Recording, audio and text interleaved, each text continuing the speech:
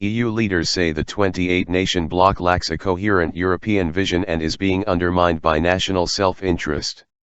We have too many part-time Europeans, said European Commission President Jean-Claude Juncker. It is the Commission's job to draft EU laws.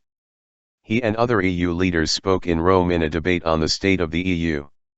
Mr Juncker, a former Prime Minister of Luxembourg, said the old shared sentiment of common policy making in the EU has totally gone.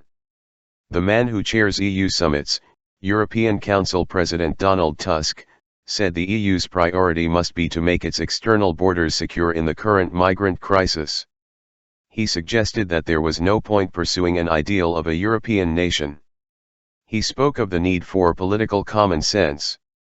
The idea of one EU state, one vision, was an illusion, said Mr Tusk, a former Polish Prime Minister. Eurosceptic parties, hostile to deeper EU integration, did better than ever in the last European Parliament elections, in 2014. They now account for about a quarter of the 751 MEPs. A central theme for Eurosceptics is the fear that the EU is evolving into a European superstate sucking sovereign powers away from nation-states. They point to Eurozone integration as evidence of that. Pro-EU politicians meanwhile argue that the 2008 financial crisis, the migrant crisis and environmental threats all point powerfully to the need for joint European action. The Rome debate came as the UK prepares for a key in-out referendum on EU membership on June 23. Mr Juncker complained that we have full-time Europeans when it comes to take. And we have part-time Europeans when it comes to give.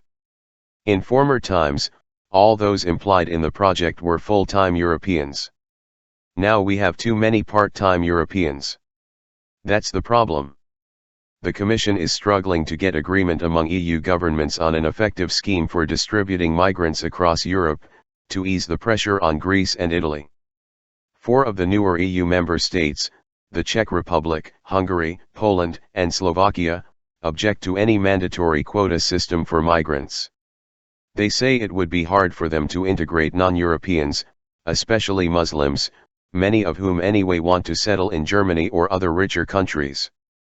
Without mentioning those countries, European Parliament President Martin Schulz complained about leaders who are coming to Brussels and giving interviews. I have to defend the interests of my country in Brussels.